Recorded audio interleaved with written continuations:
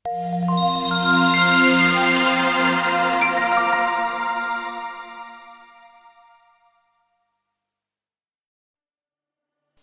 sa luha mas sukat ang pagmamahal, kulang yung iyak.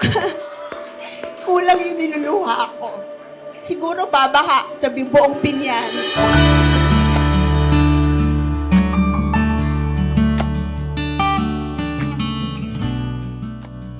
Umiyak man ako, lumuha man ako, o hindi ako lumuha. Ang pagmamahal ko sa inyo ay hindi magbabago.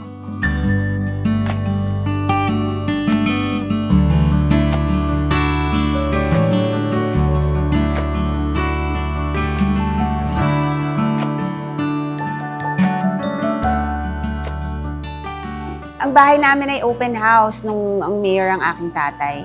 Nakakapasok kahit sino, lahat ng mga nangangailangan ng tulong. Nasanay kami na halos 24 hours ang kitchen kasi lahat ng dadalaw ay papakainin. Grade school pa lang ako ay marami na pumupunta sa bahay kasi si Papa mahilig yan mag-support sa sports. So may mga organizations na pupunta sa bahay namin. So before yung term of office niya, from grade school hanggang second year high school ako nung naging mayor si Papa Arthur. Naalala ko noon, pag darating sa amin ng mga senador, darating ng governor, kami nagsisilbi. Noong 1998, nung pag-graduate na yung aking ama, kinausap ako ng aming leaders kung pwede daw na akong magtuloy sa sinimula ng aking ama. But at that time, I was just 23. So sabi ko, ayokong tatanggap ng responsibilidad na hindi ko naman kayang magampanan 101%. So sabi ko noon, pwede, pero ayokong mag-mayor. Gusto ko magkonsehal muna ako.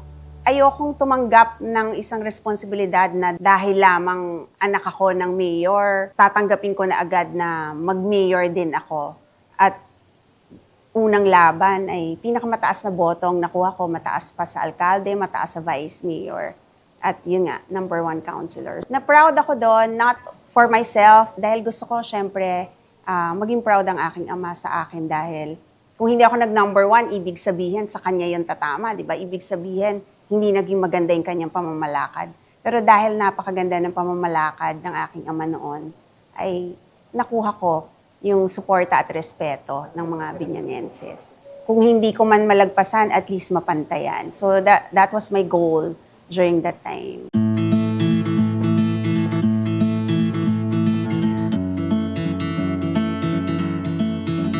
Si Kong Len ay naging number 1. Ako ang number 8, last position. 8 lang noon ang municipal council.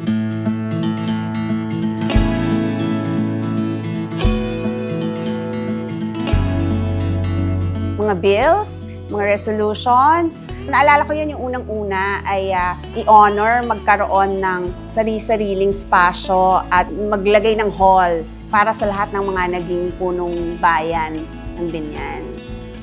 Naniniwala ako na hindi mo ma-appreciate yung ngayon. Hindi ka makakarating sa future ng maayos kung hindi mo alam yung pinanggalingan mo. Kung hindi ka titingin doon sa mga naunang naglingkod. Of course, we get inspiration also dun sa mga nauna sa atin, di ba?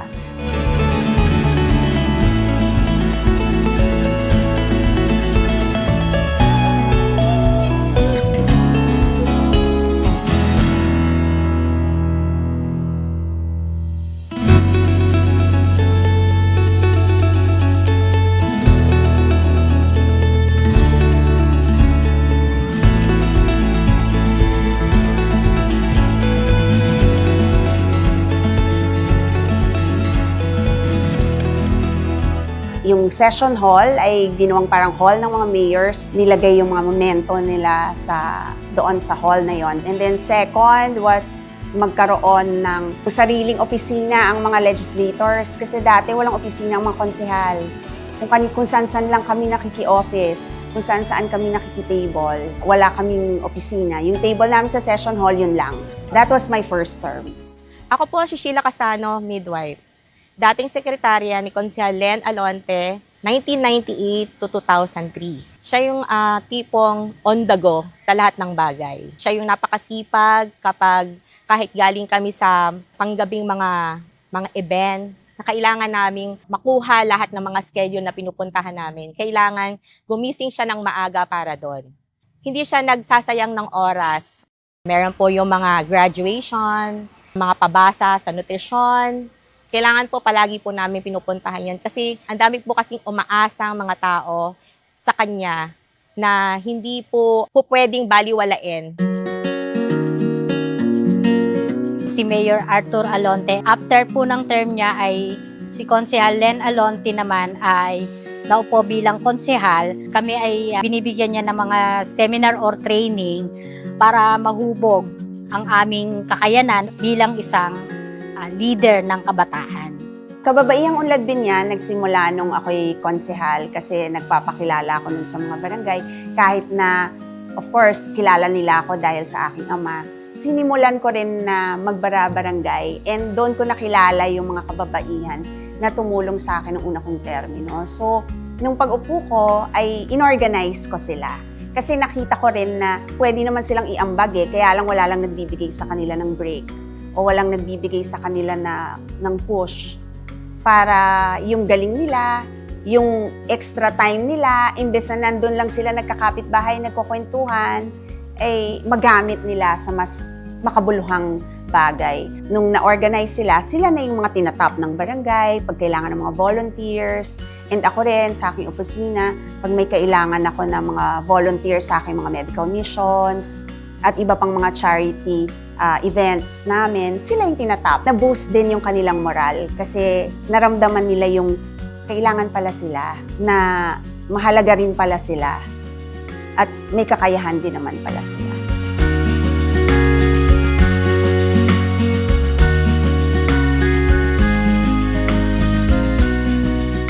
Ako, si Ginang Maribel Reyes, mas kilala bilang Tita Membi. Nung makilala ko si Kong Len at napasama ako sa Kababaihang Unlad Binyan, naano ko na hindi lang pala pambahay ang mga nanay.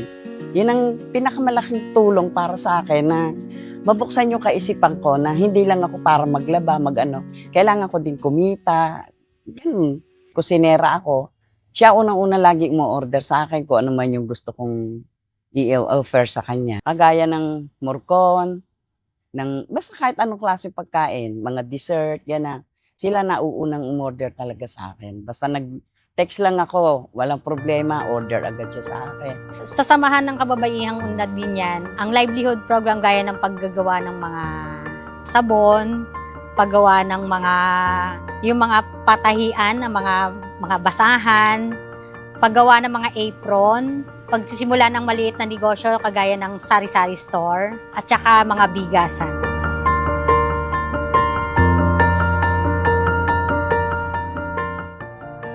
Talagang natutunan ko para kay Kong Len, yung bang pagiging makatao, makapuso siya at talagang matulungin sa bawat taong lalapit sa kanya.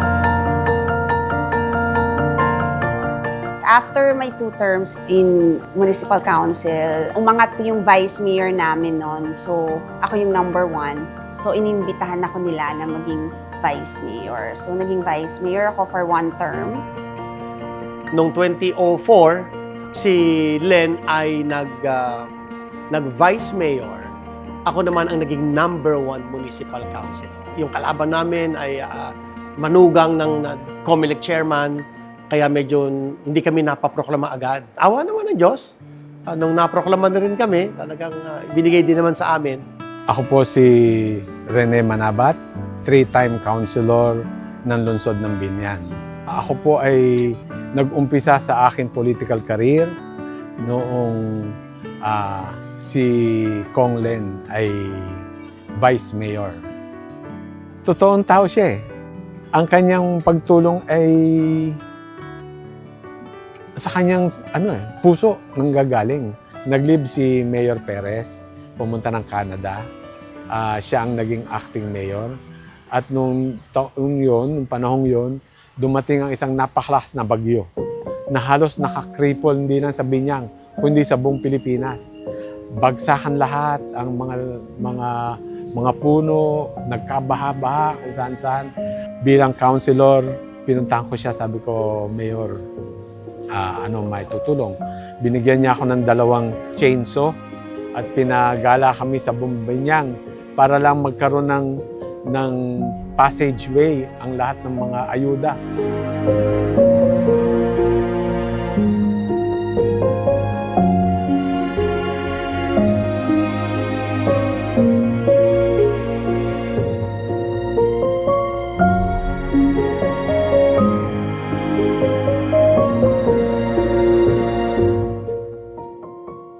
Nung vice mayor siya, doon nagumpisa ang kanyang proyekto na Happy Family Card. Ito ay health benefits, benepisyo para sa mga mamayan ng Binyan. Lahat ng 24 barangays ay inikot namin para ang lahat ay magkaroon ng happy card na tinatawag.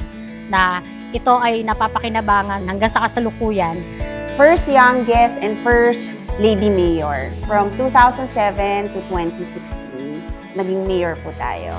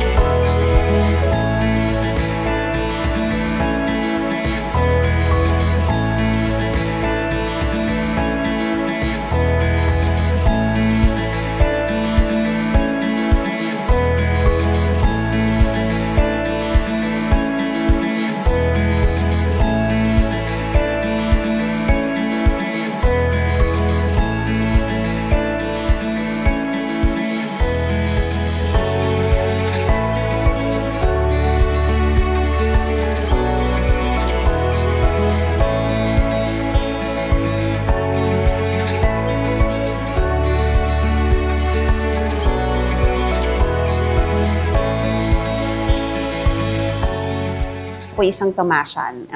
BS Tourism, ang aking kurso na natapos. Nung ako'y naging mayor, ay nabigyan ako ng honoris causa ng University of Perpetual Health System.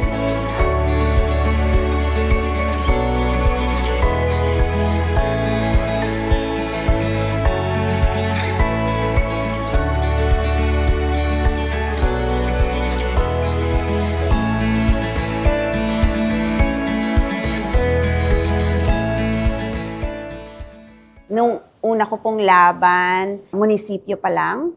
Yung pangalawa pong termino ko ay naging city na yung Binyan.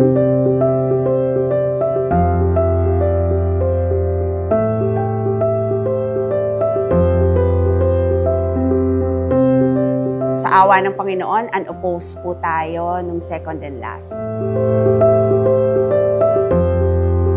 I'm very proud and happy na ngayon, kung dati ako yung kauna-unang mayor din na babae, ang aming vice mayor ngayon ay babae ulit. So, I'm very proud of how empowered yung women dito sa ating lungsod. Nahalal na pangalawang punong lungsod, kagalang-galang Jonalina Dada R. Reyes.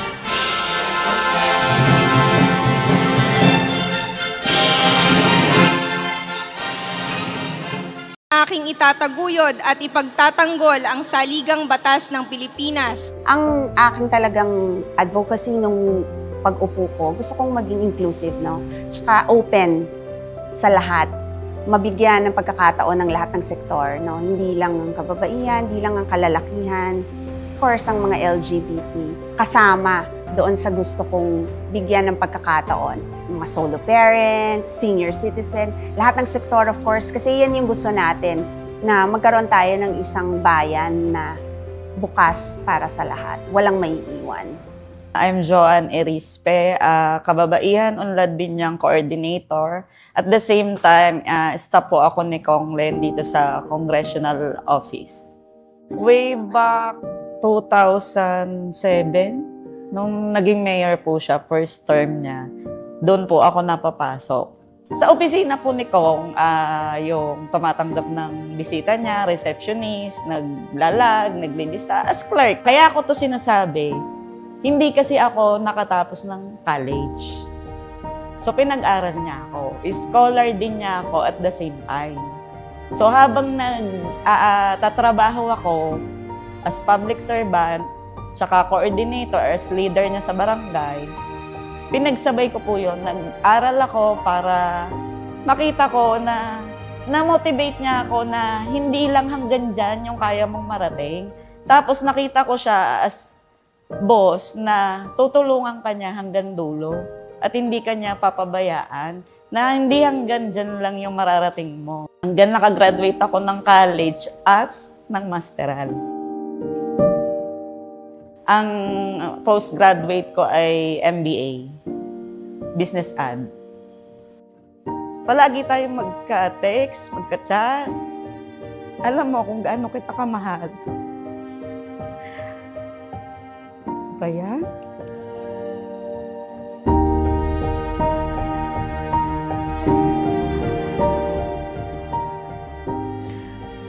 Marami na akong utang sa'yo. Salamat kasi hindi ako magiging ganito kundi dahil sa'yo. Ikaw yung naging inspirasyon ko para gawin ko lahat to.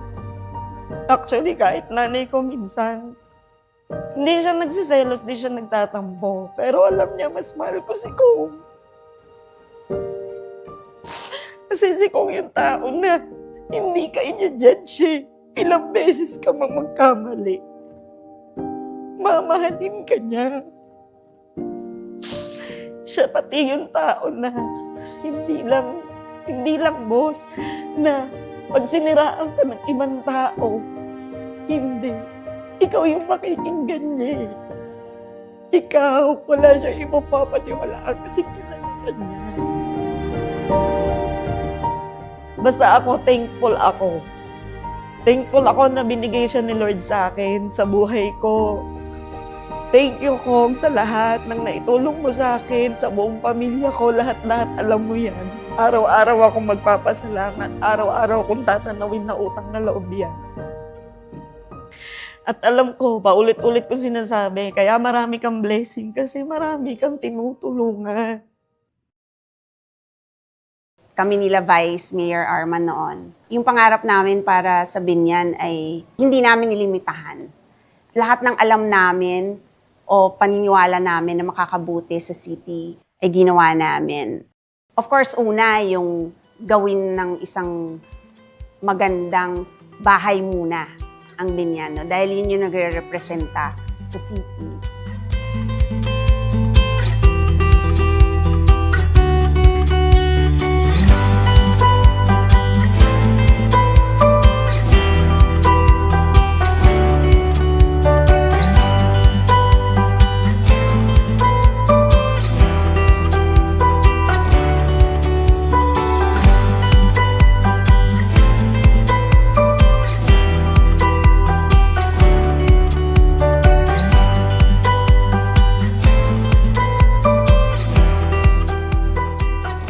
So nagkaroon tayo ng isang green building, kauna-unahang malaking 4-story na green building para maging City Hall natin.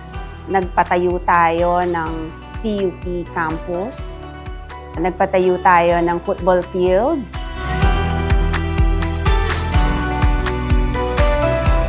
Nagpatayo tayo ng isang malaking sports arena.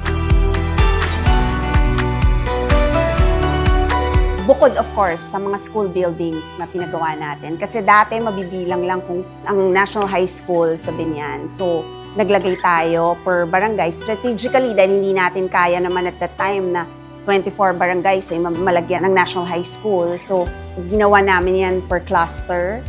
Dahil nga, noon ay munisipyo pa lang tayo, ang pondo lang ng Binyan ay 700 million nung ako po ay naupo. Pero nung time na yon tayo po ang pinakamayamang munisipyo sa buong Pilipinas. During my second term, doon naman nabuo yung scholarship bill ng municipality. Yun yung scholar ng Binyan ngayon. Nung time ko ay taon-taon, minimum 100 million per year ang aking ina-allocate noon sa council para sa scholarship ng Binyan. Ay naniniwala kasi ako na ang tunay na strength ng isang community, ng isang munisipyo, ng isang city ay kapag nabawasan yung rate ng kamangmangan. At naniniwala rin ako na ang edukasyon ang tunay na makakatulong sa bawat pamilyang Binyanense na umangat yung kanilang buhay at kabuhayan. Ako si John Darrell L. Uy, City Health Office Doctor dito sa Binyan. Ako po yung naging scholar ni Congresswoman Len Alonte noong 2004 to 2008 po sa kursong BS Nursing po. Ako po yung nakapasa naman po ng board exam at doon po ay nakapagtrabaho po ako sa aming ospital dito sa Binyan. Kami po ay 4 na magkakapatid. Ang tatay ko po ay police, mother ko po ay housewife. Ang totoo po niyan, nagkaroon po ako ng pagkakataon uling mag-aral kasi gawa po ng pensyon ng tatay ko po. Kasi po ay siya ay nagkaroon ng pensyon dahil po siya ay na-ambush po siya dito sa Binyan. So, nagkaroon po ko ng konting pera.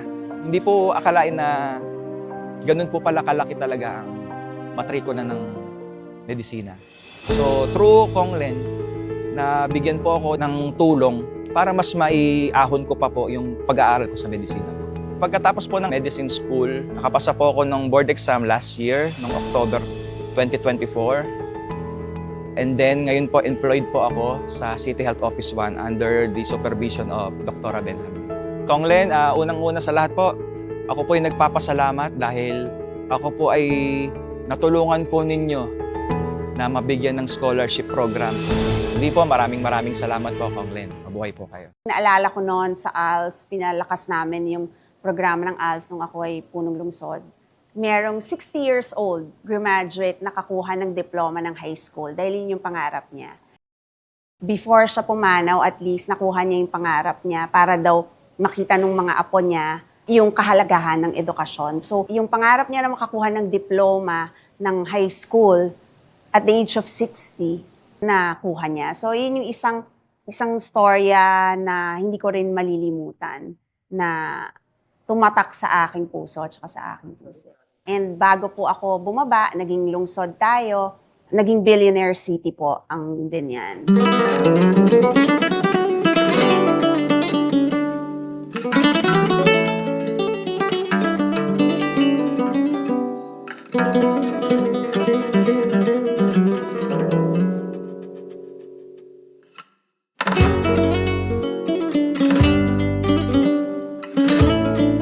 Dating mayor po ang aking ama, talagang pinangarap niya yung mga sport facility. Isa si Ate Len po sa nagbigay ng katuparan sa kanyang mga pangarap. Marahil yung iba magtatanong na sinasabi nga nila, bakit nag-aksaya ng pondo sa isang sports facility? Naniniwala po kasi kami na ang sports ay kasama yan ng development ng mga kabataan. And hindi lang kabataan, wala namang age ang sports, pero of course, ang priority niyan ay mahubog, di ba? Yung ma-develop yung mga atleta natin, yung mga kabataan natin. And second reason kung bakit namin yung ginawa, dahil gusto naman namin na ang mga taga-Binyan hindi nadadayo ng ibang bayan o ng ibang lungsod para lang makapaglaro ng basketball sa tabla or makapanood ng PBA sa Araneta. Ang PBA ay naglalaro dito sa ating sports arena natin. Nung ating Alonte Sports Arena na talaga ngayon income generating na talaga nagbibigay ng income para sa city, sa lungsod ng Binyan at syempre itong isang nakakatuwa yung football field na talagang napagdarausan ng mga international games dito po sa ating mahal na lungsod ng Binyan. May mga international league na ginaganap dito. Yung ating football field ay world class dahil inisip namin noon, di ba, malayo yung aming vision na dadayuhin tayo ng mga foreign countries para mag-hold tayo ng mga SEA Games.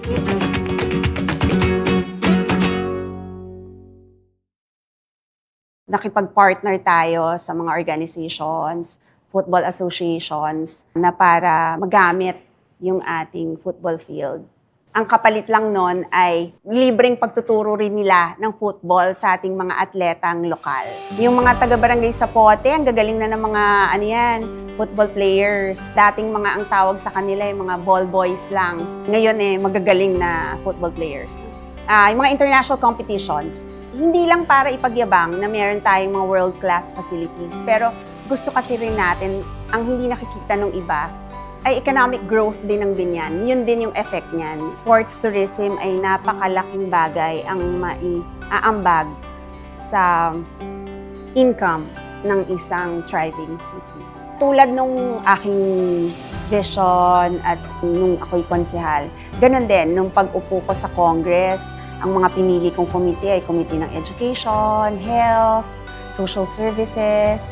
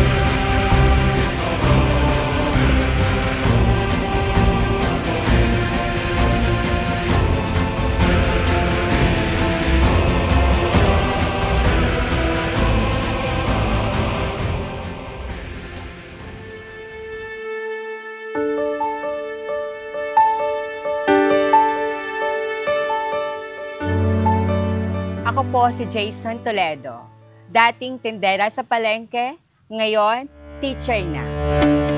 Housewife po yung mama ko, then yung papa ko po ay isa pong pedicab driver. Nag-start po ako ng working student po nung nakapag-enroll na po ako ng CLATCOD. Siya po kami magkakapatid at ako po ay pangatlo sa panganay. Sobrang hirap po kasi hindi po kayang ibigay lahat ng pangangailangan namin dahil sobrang dami nga po na yung magkakapatid. Noong nagsimula na po akong mangarap, andyan na po yung scholar ni Konglen, yung CLAT ko nga po. Doon po ay natupad ko po ng paunti-unti at nagkaroon po ng direksyon yung pangarap ko para maabot ko po siya.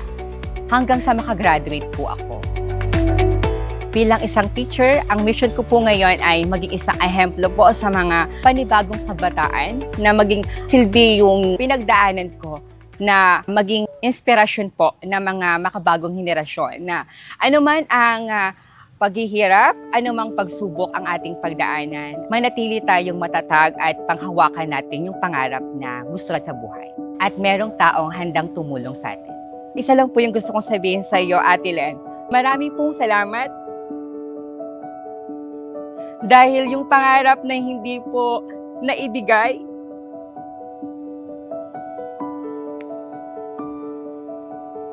ng magulang ko, kayo po ang nagsilbing daan para maabot ko po ito. At maraming salamat. Ako po si Kenrick John Hammond. Dati po akong CLATCO Scholar or yung Congresswoman Len Alonte Trimex College Scholarship Program po ni Kong Len Alonte. And ngayon po, isa na po akong professor sa kolehiyo. Nabago po yung buhay ko, nabigyan po ako ng second chance. Kasi nung high school po, hindi naman po ako ganun kagaling na student. Pero nung dumating po ako ng college, nabigyan po ako ng pagkakataon ni Congresswoman Len Alonte na makapag-aral ng libre sa tulong ng kanyang scholarship. And nung college naman po ako, parang sinulit ko na lang po din yung opportunity na binigay niya po sa akin. Kaya ginalingan ko po talaga. And sa tingin ko naman po nagbunga yun since nito nakaraang taon, no 2024, graduate po ako na cum laude. Actually, my mother was a single parent po. Hindi ko po nakasama yung father ko. So mag-isa lang po siya nagpapalaki sa amin, dalawa magkapatid. And hirap na hirap po siya, of course. Ang laki po talagang tulong na nandiyan po si Congresswoman Len Alonte. Medyo naibsan yung hirap na naranasan ng nanay ko. Ang dami po namin pinagdaanan, dumating pa nga po sa point na na-depress yung mother ko. Sama-sama na rin po yung mga problema eh. Naghiwalay po sila ng father ko, nandiyan na po yung problema ng financial sa pag-aaral. So, dahil po sa scholarship na yan, hindi ko po talaga kayang i-explain, hindi ko rin po kayang sabihin sa simpleng salita kung gaano ako ka-thankful kay Congresswoman Len Alonte. Ang pinili ko pong course is psychology. Gusto ko po maging psychologist kasi sa palagay ko nung bata po ako, hindi ko natulungan yung nanay ko sa depression niya. Kaya po gusto ko pong tumulong naman sa ibang pamilya. Pag meron naman po yung ibang pamilya ng depression, meron po silang mental health problems, baka po pwede ko sila tulungan. And ngayon po, sa mga students ko rin po, gusto ko rin po makatulong sa kanila. Maraming salamat po, Kong Len, dahil isa po ako sa inyong maraming mga scholar na inyo pong pinagpatapos. Talaga pong pinag-igihan ko sa aking pag-aaral dahil po sa tiwala na binigay niyo po sa akin. Para naman po ako yung makakatulong sa susunod na henerasyon ng mga kabataan. Natutuwa ako na hindi nila sinayang at tinupad nila yung pangarap namin para sa Binyan at para sa mga kabataang Binyan. One of our dreams is to give quality education sa ating mga kabataan. Natutuwa ako na sabi ko nga kahit gaano kaganda yung programa ng pamahalaan kung walang magtitiwala, walang mag-e-embrace doon sa programang yon ay baliwala lahat. Yung mga scholars na nag-graduate na, sila na yung nagpapaaral sa kapatid nila, sila na yung ngayon tumutulong sa mga magulang nila, nagpapasalamat ako sa kanila dahil tinupad nila yung pangarap ko. Ako po si Ami Manalo. Staff po ako ni Kong Len dito sa Binyang Congressional District Office. Mayor pa lang po siya, kasama niya na po ako.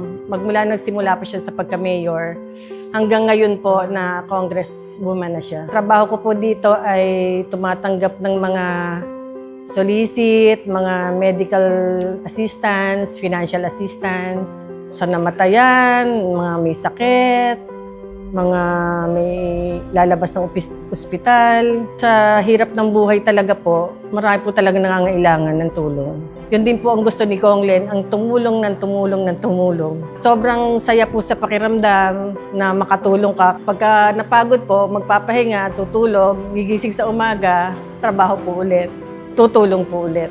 Sa 7 years ko po dito sa Binyang Congressional Office, naboost po lalo yung aking confidence, lalo higit sa pagharap sa tao, kung paano po mag-assist sa tao ng tama, cancer patients, yung mga lumalapit po para sa maintenance nila sa gamot, at yung sa burial services. During my first term in Congress, under the leadership of President Rodrigo Roa Duterte, ay nabuo, naging act, national bill ang Universal Healthcare Act.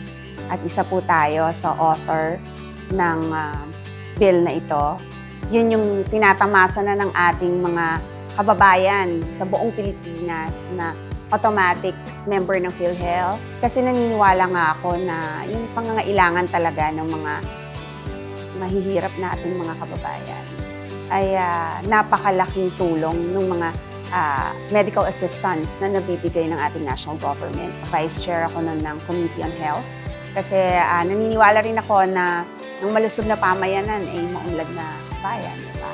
Every time meron kaming mga hearing, may budget deliberation, sinisigurado ko na malaking portion ng budget ang mapupunta sa mga medical assistance program for the indigents.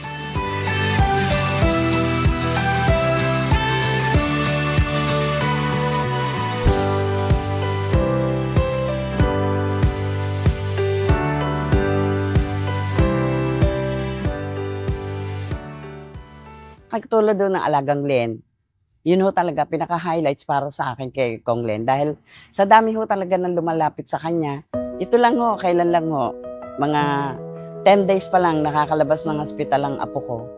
Nagkaroon siya ng abscess sa brain, umabot ng almost 2.5 million ng aming bill. Salamat sa Diyos, marami ako nakuhang GL. Maraming tulong talaga sa amin, lalo na si Kong Len. Magkwento ka sa kanya ng problema, mas una pa siyang iiyak sa akin. Ganon si Kong Len. Kaya ganon namin siya kamahal. Mahal na mahal din naman niya kami. Ako po ay si Ginang Wilma Makali at miyembro po ako ng Kababaihan Unlad Binyan. Nagsimula po ako nung edad ko pa lang po ay 30 years old na sumuporta sa pamilya Alonte. Hanggang sa ngayon po ay 75 years old na ako. Sa kanila ko po naramdaman at may kalakip na pagmamahal ang kanilang pagtulong. Hindi po sila nagdadalawang isip na tumulong sa mga nangangailangan ng tulong. Yung akin pong manugang ay ooperahan po ng bypass. Humingi po ako ng tulong kay Kong Len sa pamamagitan po ng GL. Hindi po ako nagdalawang salita. Sabi niya, tita, sige, buhay kasi yan, tutulungan ko yan. Ang dasal ko sa inyo, Kong Len, sana po ay lagi kayong nasa mabuting kalagayan, gabayan kayo ng ating Panginoon, at lagi kayong ililigtas saan man kayo pumunta.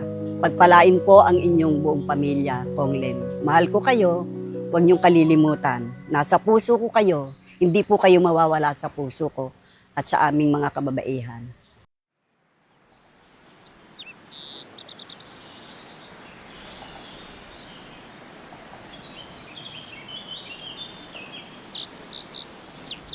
Ako po si Analisa Araha, isang post-kidney transplant sa National Kidney and Transplant Institute. Ako po ay nakahingi ng tulong mula po nung ako ay nag-dialysis 2005 hanggang nung time pa po ni Mayora ng gamot para sa aking pang-araw-araw na pangangailangan. At nang dumaan po ng panahon na ako po ay na-transplant noong 2008, malaking tulong po si Kong Len sa akin. Sa patuloy na gamutan ko, for every 3 months, nakakalapit po ako sa kanya ng medical assistance, particularly para sa National Kidney, na ipinapalit ko po ng gamot ko sa pharmacy. Malaking tulong po ito sa aking pang-araw-araw na gamutan at mula po nung ako nagkaroon ng sakit sa kidney, as chronic kidney disease mula po ng 2005. Maraming salamat po sa lahat ng tulong at sa aking pamilya na natutulungan niyo rin po ng hospital bill at sa mga gamot na kailangan din ng aking pamilya. Ako po si Calliope Bulak Jr., 57 years old. Kaya po malaking tulong po sa aming nagdadialysis yung programa ni Kong Len na umaagapay lalong-lalo na po sa mga dialysis patient.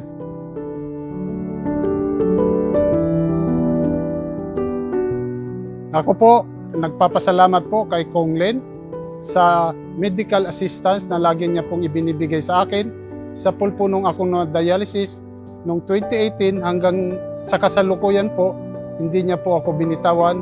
Maraming salamat po, Kong Len. Merong isang malaking dialysis center tayo po na ipinagawa. Hindi na pupunta ng Maynila, hindi na pupunta ng NKTI yung aming mga kababayan na mangangailangan ng dialysis treatment. Dito lang sa Binyan, ng Barangay Canlalay ay doon na sila pupunta para sila ay magamot o makapag-dialysis. Ako po si Maria Fatima Amoranto, 36 years old. Na-diagnose ng papillary thyroid carcinoma. Isa po itong uri ng thyroid cancer. 4 years na po akong may cancer. Nakatulong po sa akin si Congresswoman Len. During po kasi nung after ko ng opera, kailangan ko po kasi mag-undergo ng radiation. Since na-diagnose po kasi ako, nawalan po ako ng trabaho, pati po yung partner ko, wala pong trabaho.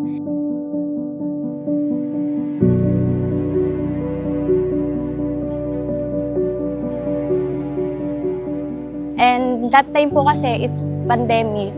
So, nag-reach out po ako sa kanya na yun nga po, kailangan ko po ng tulong, kagaya po ng radiation, gano'n.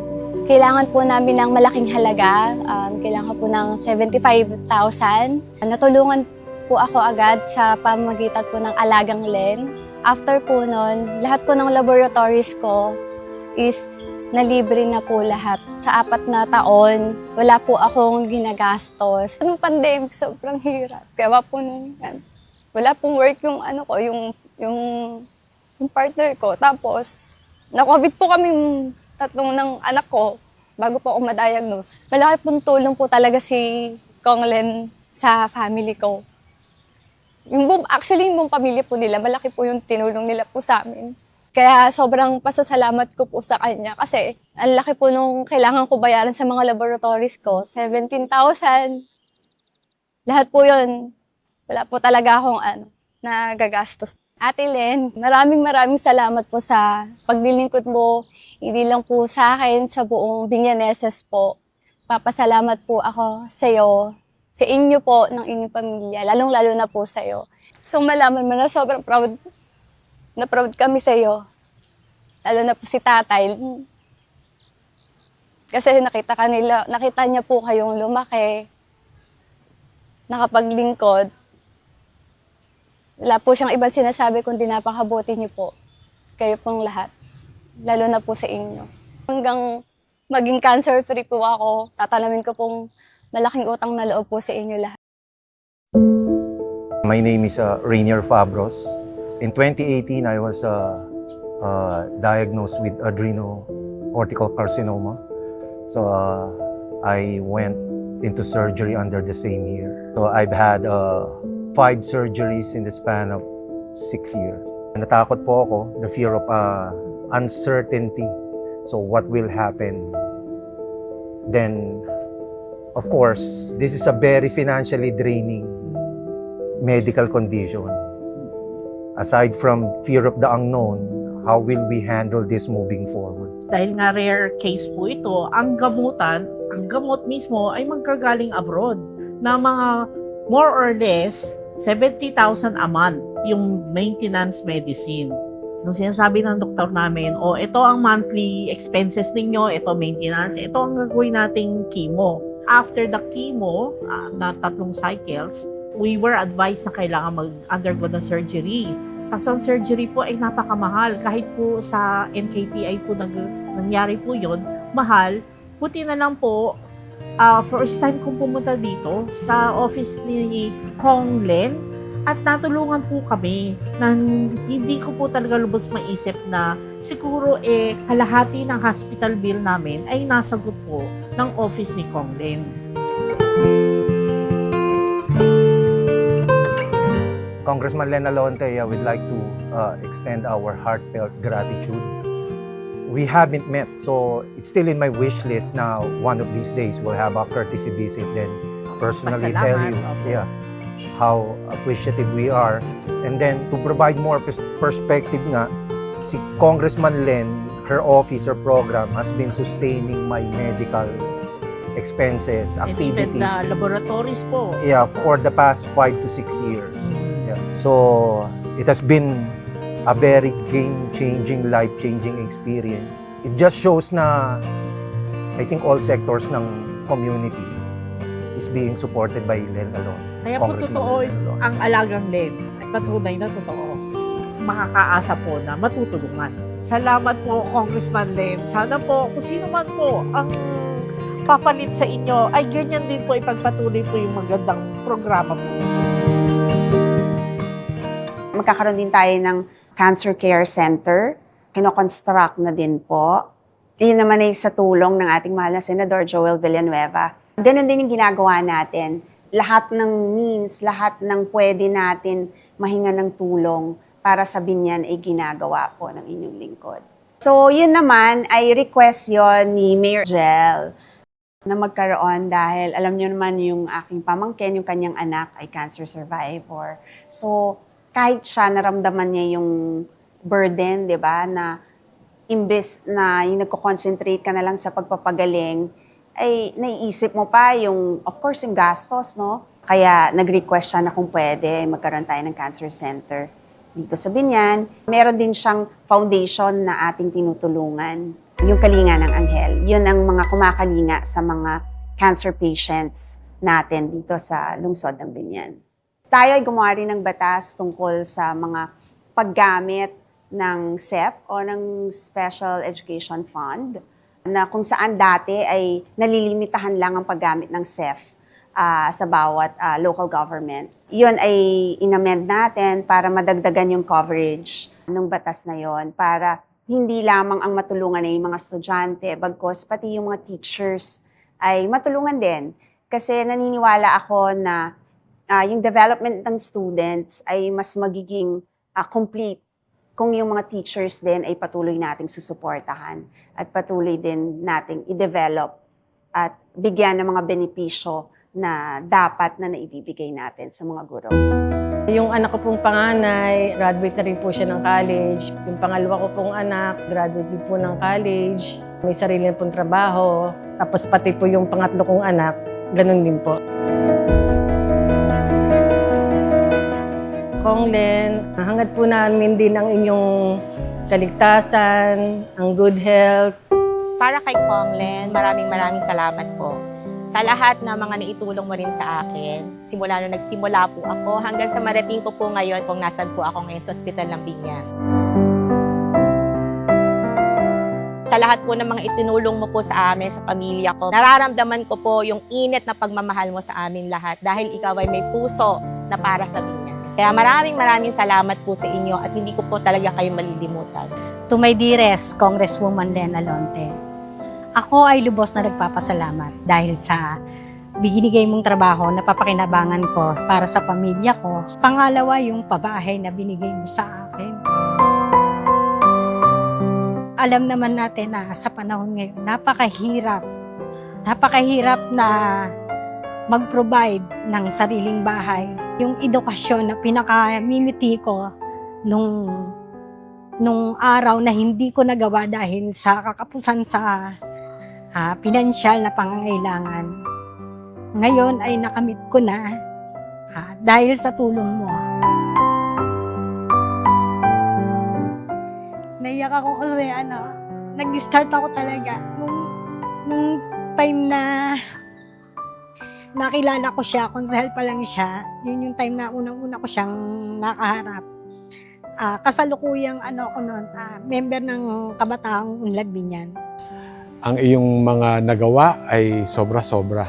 Hindi lang sa mga ating kababayan, pero personal sa akin. Binalik mo ko sa public service bilang BPLO head na noon una sinasabi ko sa iyo, tapos na ang aking public service, pero binalik mo ko upang maglingkod ulit sa ating mga kababayan.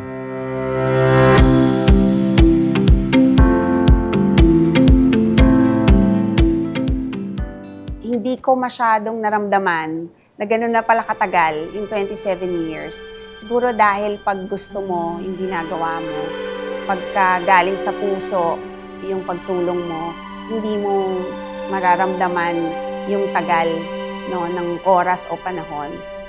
Siguro pwede kong isipin na parang kulang pa, pero yung kalahati naman ng aking mind, sinasabi na enough na kasi para naman magkaroon ako ng panahon sa pamilya.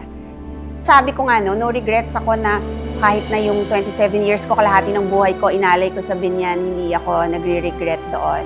Of course, may konting guilt sa aking puso kasi nga bilang nanay na iba yung araw-araw, 24/7, di ba, na available kasi yung mga anak.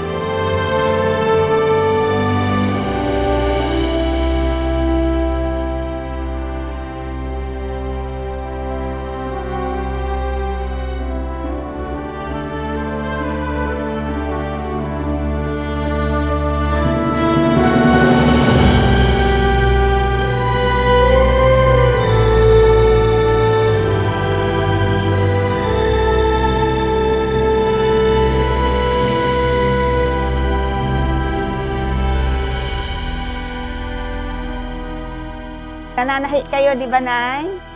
So, pandagdag po sa puhunan, 10,000 yan, Nay. Sana ay makatulong kahit papaano. Ako, talaga naman din. Nay, salamat po, salamat po. Merry Christmas po. Sa amin lang po, magkaroon kami ng maayos na panghanap buhay. Kasi po, kulang po talaga sa pang araw-araw. Kulang po. Meron po kaming dalang, pa-Christmas. Ayan. Opo, welcome po. Saka may bigas po. Para, para masaya ang Pasko. At ito, kuya, para kung may problema yung kuya, yung bangka mo or kung may gusto kang paayos, 10,000 po para sa inyo. Merry Christmas. Mabait si kuya, kay ate daw, sa asawa daw ibibigay. Eto, darling Chloe, welcome po. Sana mapasaya namin kayo ngayong Pasko. Pagka po may kailangan po kayo sa office, sabihin nyo lang po yung mga staff po namin. Sana po mapalago nyo po yan para makatulong din sa pamilya at sa mga ibang pwede ho nating matulungan din. Merry Christmas po. Palaguin niyo yan. Kuya Noel, bawal mag-chicks. Para tumawa. Tingnan mo, pag chicks, mapapatawa ko si kuya, ha? Hindi, mag-ingat po kayo. Mabait daw. Maswerte po talaga tayong pagka nakahanap ng mabait ang asawa, di ba? Ako rin po maswerte sa asawa. After June 30, ay magiging nanay na ako ulit. Full-time nanay sa aking mga anak. So, I'm very excited.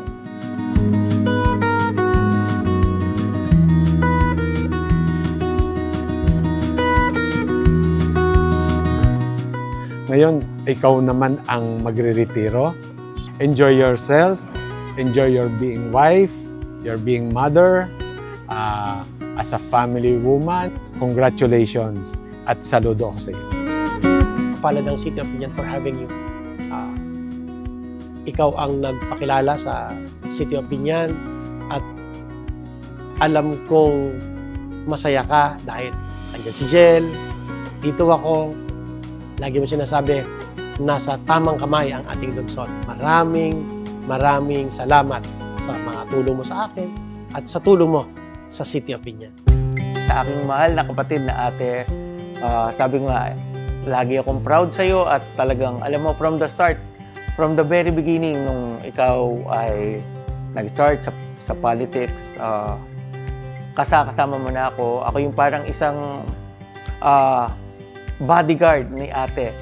At that time talagang, yun nga, naikot ko yung Binyan dahil sa hilig ko lang po sa sports at kay ate. So, super proud ako sa iyo at sa lahat ng mga proyekto at nagawa mo. Ikaw ang aking naging inspirasyon kung bakit ako'y naging mabuting lingkod bayan. Yung opportunity na ibigay niyo po sa akin ni Papa at ng ating mga constituent dito sa ating lungsod na Binyan, sisiguraduhin ko, hindi ko po kayo bibiguin at magsiservisyo po tayo ng tapat para sa mamamayan ng lungsod ng Binyan. Narito po ang nahalal na punong lungsod ng Binyan, kagalang-galang Angelo Jel B. Alonte.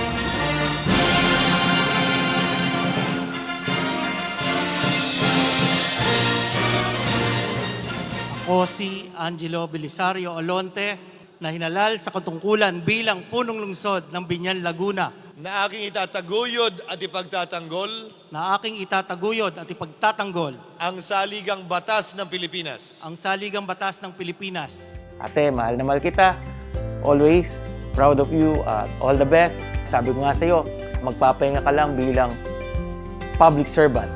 Pero sa pagtulong, kasama kita at sa mga programang gagawin ko para sa ating mahal na lungsod ng Binyan. Sa aking mga minamahal na kababayan dito sa Lone District of Binyan, una ay gusto kong magpasalamat sa inyo sa 27 years na pagtitiwala, respeto, pagmamahal at suporta na binigay ninyo sa akin. Hindi matatawaran yung kaligayahan ng aking puso sa pagmamahal ninyo hanggang ngayon.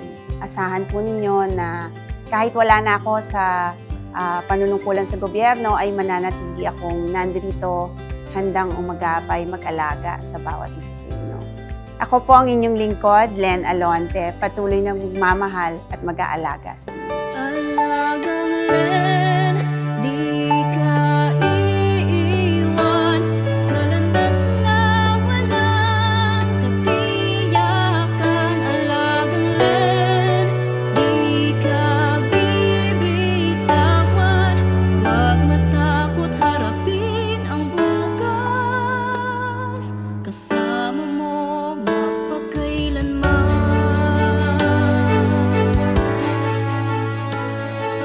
Pasensya ka na, lagi akong umiiyak pagkarap mo. Thank you. Kasi hindi ko talaga lubos maisip na yung isang dating wala, pero binigyan mo ng pagkakataon. Thank you so much. Maraming salamat.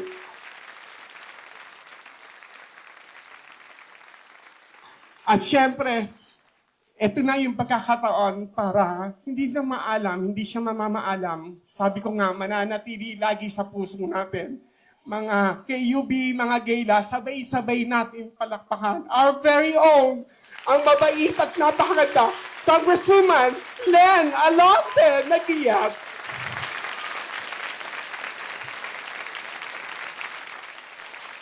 Walang Len Alonte kung wala kayo. Totoo yan, kasi kayo naman yung mga unang nagtiwala bukod syempre dun sa lumaki na lumaki tayo.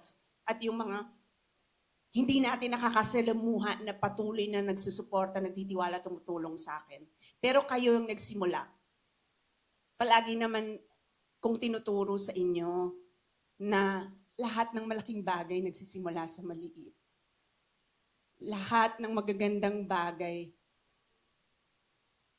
maliit man o malaki, ay mahalaga, lalo na kung pagmamahal yung pinagmumulan, di ba?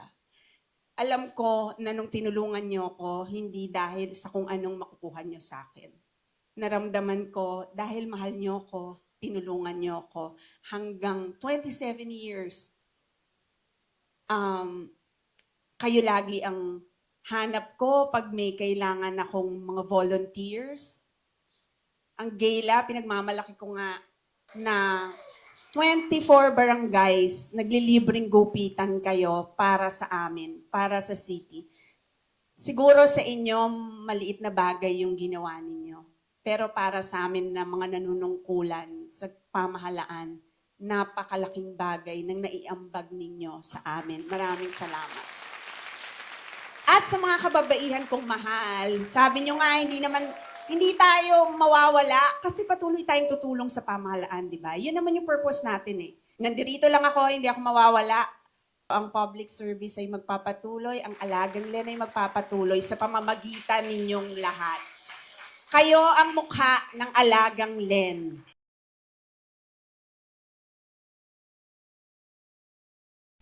Kung sa luha mas sukat ang pagmamahal, kulang yung iyak. Kulang yung niluluha ko. Siguro babaha sa buong Binyan. Umiyak man ako, lumuha man ako, o hindi ako lumuha.